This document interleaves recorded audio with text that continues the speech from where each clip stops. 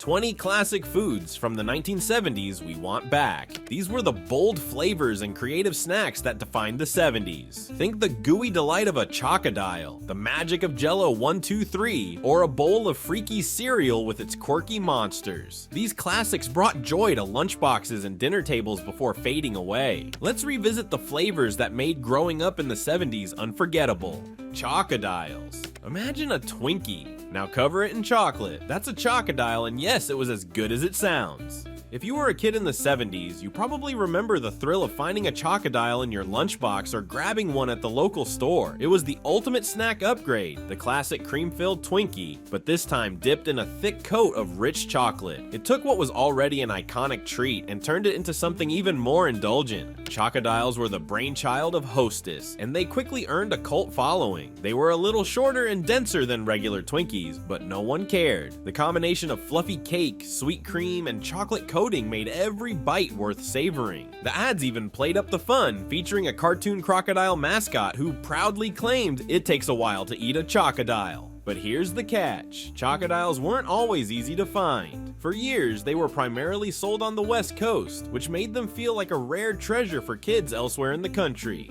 If you lived on the East Coast and someone's older cousin brought a box back from California, it was like hitting the snack jackpot. Eventually, Hostess pulled Chocodiles from shelves, leaving fans heartbroken. Sure, they've made some limited time comebacks, but ask anyone who had an original Chocodile in the 70s, and they'll tell you, nothing compares to that first bite of chocolate-covered nostalgia. Would you take a Twinkie over a Chocodile today? I didn't think so. Funny Face Drink Mix.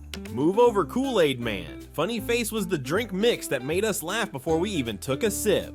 In the 70s, drink mixes were a big deal, but if you wanted something a little more playful and a lot more colorful, Funny Face Drink Mix was the way to go. Released by Pillsbury, Funny Face stood out because it wasn't just about flavor, it was about personality. Each flavor came with its own goofy cartoon character, and kids couldn't get enough of them. Do you remember Goofy Grape, Freckle Face Strawberry, or Choo Choo Cherry? These weren't just drinks, they were friends you could invite to the kitchen table. Each packet promised sugar-free fun, though early versions didn't hold back on artificial sweeteners. Funny Face was marketed directly to kids, and it worked like a charm. The commercials were lighthearted and silly, with the characters often popping up in playful skits. Kids loved picking their favorite flavor, and parents loved the fact that it was cheaper than soda. But Funny Face also had its controversies. Early names like Chinese Cherry and Injun Orange were eventually changed due to growing sensitivity about stereotypes. By the late 70s, Funny Face had lost some of its steam, and competitors like Kool-Aid became the reigning kings of drink mixes. Still, for kids of the 70s, Funny Face was more than just a beverage. It was a fun and quirky part of growing up. Do you still remember mixing up a pitcher and picking your favorite flavor? If so, you're not alone. Pizza Spins. Before pizza-flavored snacks were everywhere, there were Pizza Spins, a crunchy, bite-sized snack that brought the taste of pizza straight to your fingertips. Released by General Mills in the late 60s and booming in the 70s, Pizza Spins quickly became a hit with kids and adults alike.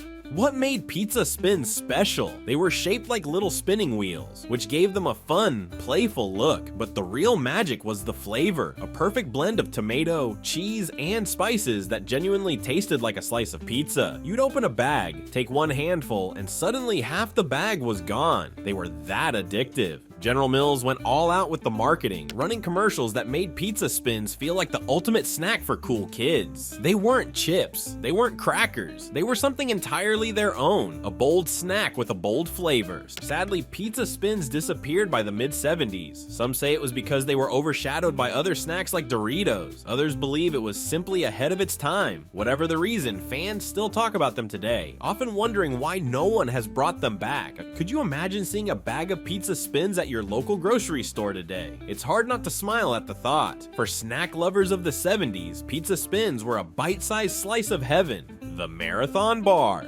It wasn't just candy, it was a challenge. How long could you make a Marathon Bar last? If you were a kid in the 70s, chances are you remember unwrapping that iconic red wrapper to reveal a chocolate bar unlike any other. The Marathon bar was a twisted masterpiece, caramel braided into a long, chewy rope covered in delicious milk chocolate. But what made it stand out wasn't just its flavor, it was the sheer size. It boasted a full 8 inches of candy, and let's be honest, it felt like it took forever to finish. Cadbury created this bar to last longer than the rest, and they weren't shy about saying it. Advertisements claimed it was the candy bar you can't eat quickly, turning its length and chewiness into part of the experience. The kids who tried to bite through it all at once? Well, they quickly learned to take their time.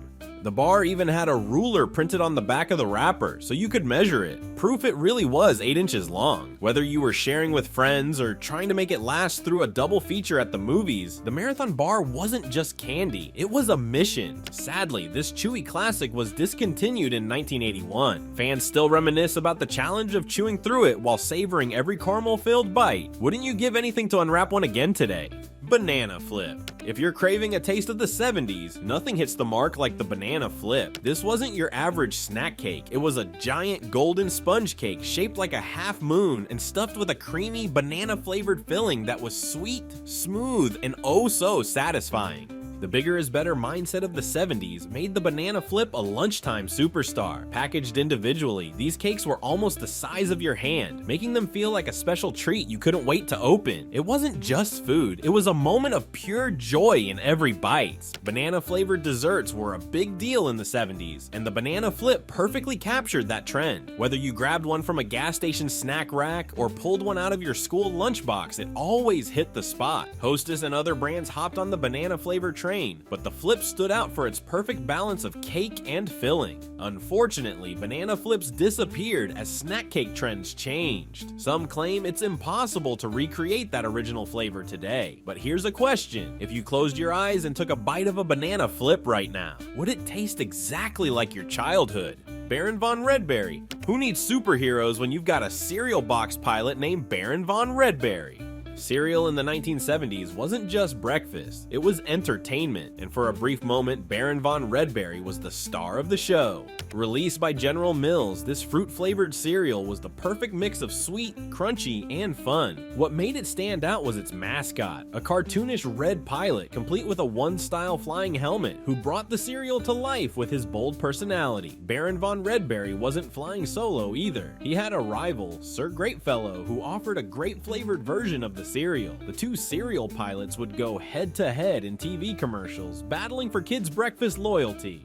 With its bright red color and sugary flavor, Baron von Redberry hit that sweet spot kids loved. It wasn't about nutrition back then, it was about fun at the breakfast table. The commercials, pure 70s magic, animated skits filled with adventure, humor, and over-the-top rivalries. Sadly, both Baron von Redberry and Sir Greatfellow took their last flights not long after launching. By the mid-70s, they were gone, but ask anyone who enjoyed a bowl of Baron von Redberry and they'll tell you the cereal may have disappeared, but the memories of that quirky pilot live on. Would you pick Baron von Redberry over today's cereals if he made a comeback? Freaky's cereal. Breakfast in the 70s wasn't just about eating, it was about collecting, imagining, and sometimes obsessing. Enter Freaky's cereal, a brainchild of Ralston Purina. This wasn't just cereal, it was an experience brought to life by 7 quirky little monsters who instantly stole kids' hearts. The cereal itself was simple, sweetened, crunchy corn puffs that stuck to your teeth just enough to make brushing mandatory afterward. But the real stars were the Freakies. Boss Moss, Snorkeldorf, Grumble, Goody Goody, Cow Mumble, Ham Hose, and Gargle. Each character had a distinct personality, which made eating Freakies more like hanging out with your weirdest, most colorful friends. Commercials were pure Saturday morning magic. They showed the Freakies living in the Freakies tree, where the cereal mysteriously appeared. Something kids believed in just as much as they believed in Santa. Add to that collectible Freakies toys, stickers, and magnets, and this cereal became more than breakfast. It became a must-have obsession.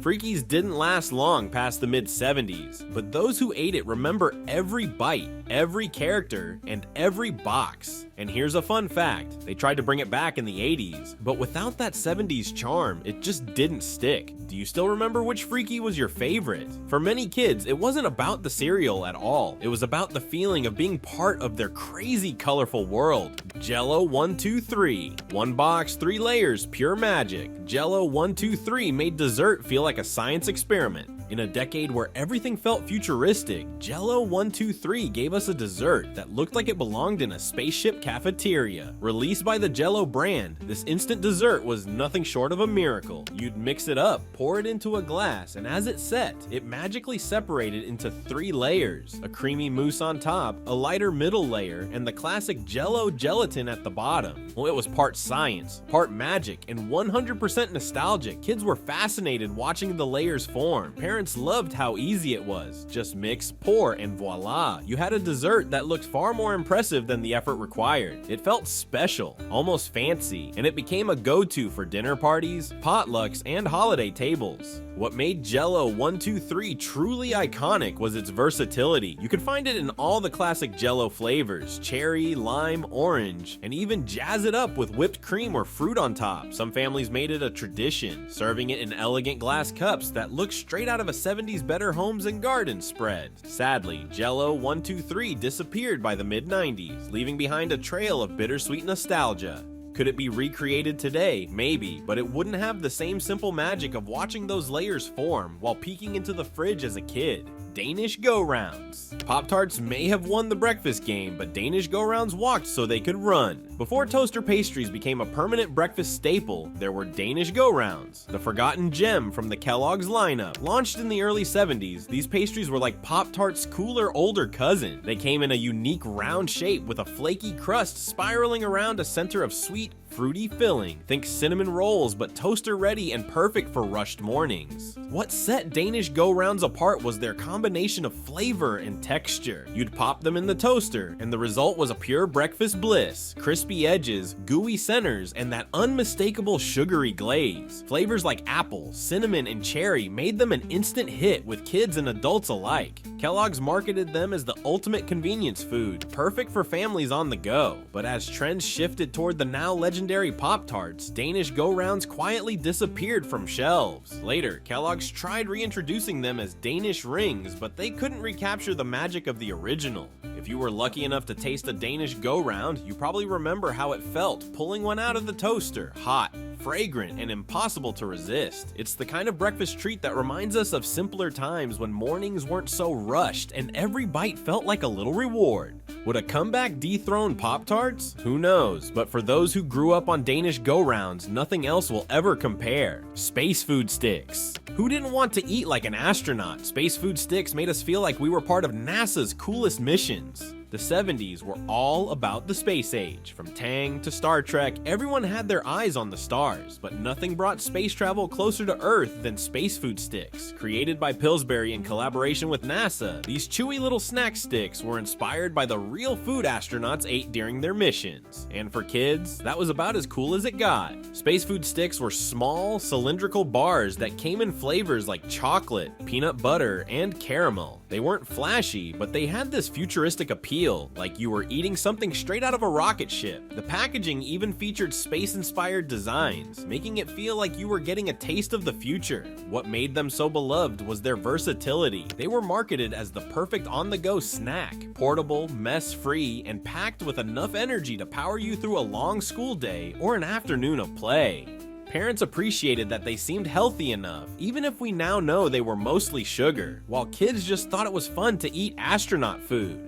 By the late 70s, space food sticks started disappearing as trends shifted, but their legacy lives on as one of the most memorable snacks of the decade. For a generation that dreamed of exploring space, they weren't just food, they were a bite-sized adventure. Would you give anything to take one last bite and feel like you were headed to the moon? Snackmate cheese. Cheese in a can? In the 70s, Snackmate made us feel like anything was possible. If you grew up in the 70s, there's no way you forgot the simple joy of Snackmate cheese, the original spray cheese in a can. Long before it became a punchline, Snackmate was a revolutionary product. Released by Kraft, it let you squirt creamy, cheesy goodness directly onto crackers, celery sticks, or, let's be honest, straight into your mouth. At the time, convenience was king, and Snackmate delivered. It was fast, fun, and just a little bit over the top. The commercials made it look effortless. Twist off the cap, press the nozzle, and voila! A perfect swirl of cheese appeared. For kids, it felt like magic. For parents, it was the ultimate party staple, turning ordinary crackers into fancy hors d'oeuvres. Snackmate came in flavors like sharp cheddar, Swiss, and even bacon cheese. And while we might look back and cringe at the idea of cheese coming out of an aerosol can, back then it was a symbol of the modern kitchen. Easy, mess-free, and fun to use. While spray cheese still exists today, it doesn't hold the same charm. Snackmate was unique because it captured the spirit of the 70s, innovation, convenience, and a little bit of indulgence. If you close your eyes, you can probably still hear the pfft sound as the cheese swirled out perfectly onto a Ritz cracker. Wouldn't you love to relive that first spray and snack moment? Crazy Cow cereal. A cereal that turned milk into chocolate or strawberry. Crazy Cow was every kid's dream breakfast. In the 70s, breakfast wasn't just about eating, it was about having fun. And Crazy Cow cereal made mornings magical. Released by General Mills, this colorful cereal came in 2 irresistible flavors, chocolate and strawberry. But here's the twist. As you ate, it transformed your milk into a delicious, flavored treat. Imagine it. You'd pour Crazy Cow into a bowl, add milk, and suddenly the plain white milk would turn into a chocolatey or strawberry wonder. It felt like magic, and for kids of the 70s, this was enough to make Crazy Cow a legendary breakfast staple. The cereal itself was made up of small, crispy corn puffs coated in a sweet powder that dissolved as you ate, creating the flavored milk effect. Kids couldn't get enough of it, and parents, well, they tolerated it because it got their kids to finish breakfast. The commercials sealed the deal, featuring a cartoon cow mascot, goofy, colorful, and perfect for the playful 70s vibe. Unfortunately, Crazy Cow disappeared before the decade ended. Some say it was because the coating didn't hold up well, while others claim it was overshadowed by competitors. Either way, fans still reminisce about swirling their spoons through chocolate or strawberry milk, savoring every last drop. Wouldn't you love to pour a bowl of Crazy Cow today just to see that milk change one more time? Doodads Snack Mix. Before Chex Mix became a household name, there were Doodads, a snack mix you couldn't put down. If you were snacking in the 70s, chances are you had your hands on a box of Doodads. Released by Nabisco, Doodads were the ultimate snack mix, a blend of cheese crackers, pretzel sticks, peanuts, and toasted cereal pieces, all coated in a light, savory seasoning. It was the kind of snack that made you say, just one more handful, until the box was mysteriously empty. The name alone, Doodads, made it fun and memorable. It sounded like a snack that didn't take itself too seriously, which was perfect for the laid-back vibe of the 70s. Whether you grabbed a handful while watching TV or poured a bowl for a family game night, Doodads became the snack of choice for kids and adults alike. Nabisco marketed Doodads as the perfect party mix, and they weren't wrong. The combination of textures and flavors made it irresistible. Each bite was different, sometimes salty, sometimes crunchy, always delicious. Sadly, Doodads were discontinued, and though other snack mixes have tried to take their place, none have quite captured the same magic. For those who grew up with Doodads, they weren't just a snack, they were a crunchy, salty piece of the 70s. Can you imagine bringing a box of Doodads to a party today? It would be gone in minutes, just like the good old days. Muggle lunch. The 70s gave us quirky foods, but Muggle lunch took things to a whole new level. While most kids' meals in the 70s were sandwiches or canned soups, Muggle lunch was something completely different. A frozen, pre-packaged meal designed specifically for kids, Muggle lunch promised to make lunchtime fun, easy, and just a little bit magical. Each box contained a compartmentalized meal, think Salisbury steak, mashed potatoes, or spaghetti, and came with a colorful, kid-friendly design that made it feel like an event. It was as if the frozen TV dinners of the 50s got a kid-focused makeover for the new generation. But here's the thing, Muggle lunch wasn't just about convenience. It was part of the growing trend of independent eating. Kids felt grown up popping their own meals in the oven or microwave, a novelty in the 70s, and then eating them straight from the tray. It wasn't fancy, but it was fun, and that's what mattered. The name Muggle lunch may have faded into history, but for kids of the 70s, it was a small thrill, something they could call their own. Today, we look back and smile at how simple meals like these became such a big deal. What was your go-to frozen meal as a kid? If you had a Muggle lunch, you know the joy of sitting down, peeling back the foil, and digging into a meal that felt made just for you.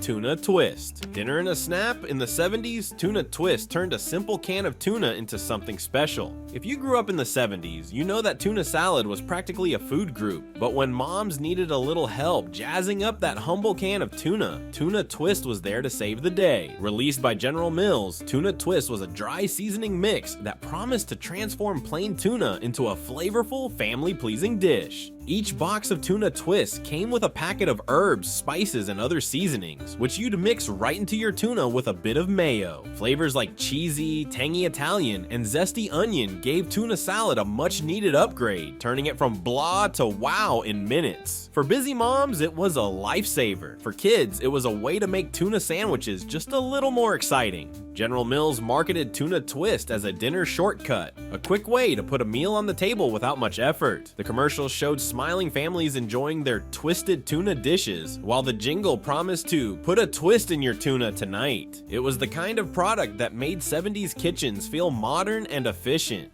By the end of the decade, though, tuna twist disappeared. Changing tastes and the rise of other convenience foods pushed it off the shelves. But for those who remember it, tuna twist was more than a seasoning mix. It was a little sprinkle of 70s nostalgia. Have you ever wondered what tuna salad would taste like with a twist today? Swanson TV dinners. The 70s were all about convenience, and nothing was more convenient than a Swanson TV dinner.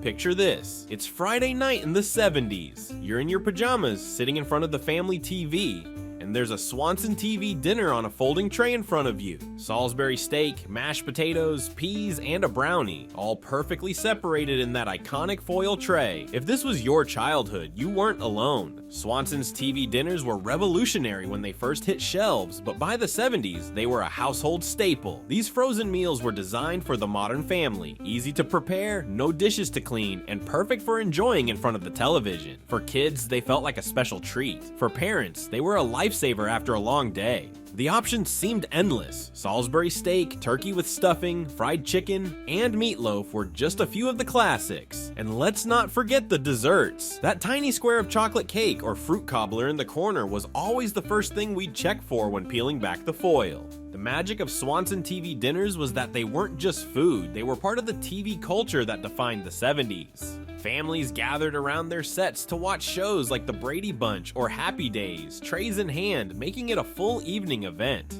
Swanson TV dinners are still around today, but they've changed. Gone are the foil trays and that unmistakable retro charm. Wouldn't you love to go back and experience one of those nights again? Just the sound of peeling back that foil would take you straight to 1975. Reggie bar. When a candy bar is named after a baseball legend, you know it's going to be a hit. Literally. If you were a baseball fan in the 70s, there was one candy bar that stood above the rest, the Reggie bar, named after Reggie Jackson, the superstar slugger of the New York Yankees. This candy wasn't just a snack, it was a symbol of the era when sports and pop culture collided like never before. Released in 1978 by the Curtis Candy Company, the Reggie bar combined rich milk chocolate, crunchy peanuts, and gooey caramel into a circular shape that resembled a baseball. The slogan was simple and memorable. When you bite into it, it tastes like a candy bar. That's right, the ads didn't overcomplicate things because they didn't have to.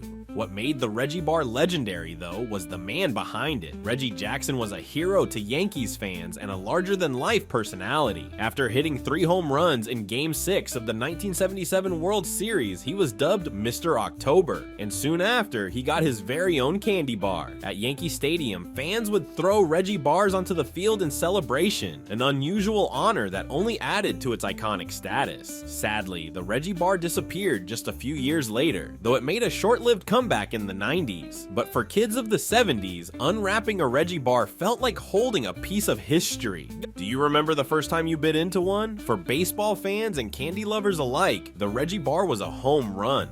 Fruit Brute. He was a werewolf with a sweet tooth, and Fruit Brute was the monster cereal we didn't know we needed.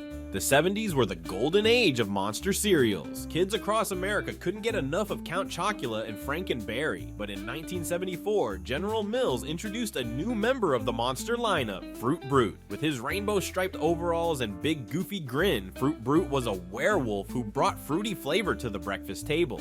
Fruit Brute cereal featured fruit-flavored corn puffs mixed with colorful marshmallows, much like its monster cousins. The ads were full of fun, with Fruit Brute howling for attention and joining the ranks of Count Chocula and Frankenberry in monster-themed antics. For kids, it wasn't just breakfast, it was an event. What made Fruit Brute stand out was its unique combination of fruity flavors. It had a slightly tart kick that set it apart from the chocolate and strawberry-heavy options of the time. Plus, the bright box art featuring Fruit Brute in all his cartoonish glory made it impossible to resist in the cereal aisle. Unfortunately, Fruit Brute was discontinued in 1982, making it one of the shorter-lived monster cereals, but it left behind a cult following, becoming a sought-after collector's item for cereal enthusiasts. Fun fact, Quentin Tarantino even featured boxes of Fruit Brute in his movies Reservoir Dogs and Pulp Fiction as a nostalgic nod to the 70s. Wouldn't you love to pour yourself a bowl and howl along with Fruit Brute one more time? Cheese tidbits. Sometimes the best snacks come in the smallest packages. Cheese tidbits were proof of that.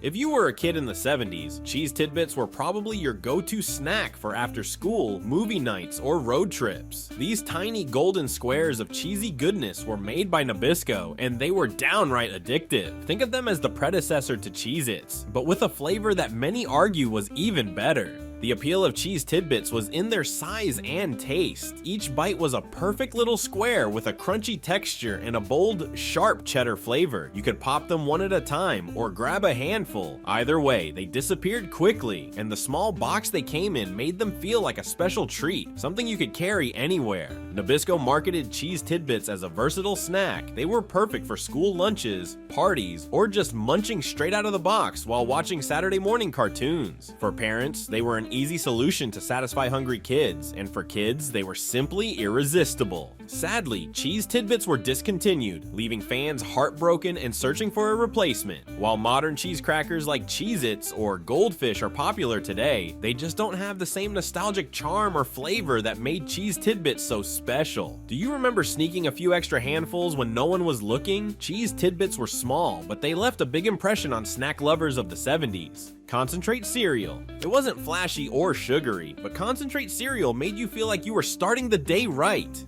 In an era when cereal boxes were packed with cartoon mascots and bright colors, Concentrate cereal was the quiet achiever of the breakfast aisle. Released by Kellogg's, it wasn't trying to be fun, it was trying to be serious nutrition, and believe it or not, that's exactly what made it stand out to parents and kids alike in the 70s. Concentrate cereal came in a small, unassuming yellow box, and inside were tiny flakes that were almost powder-like. It didn't look like much, but it promised big results. The pitch. This cereal was packed with so much nutrition that you only needed a small amount to feel full and energized. For parents, it was a dream product, a breakfast that wasn't sugary junk food, but still something they could get their kids to eat.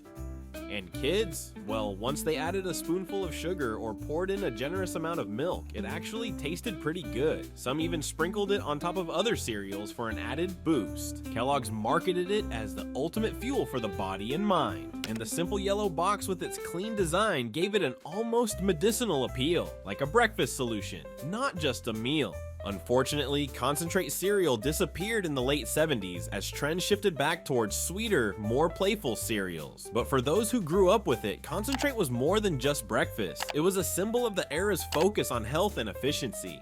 Would you pour yourself a small bowl of Concentrate today? If you're feeling nostalgic for the days when breakfast was about quality over quantity, you're not alone.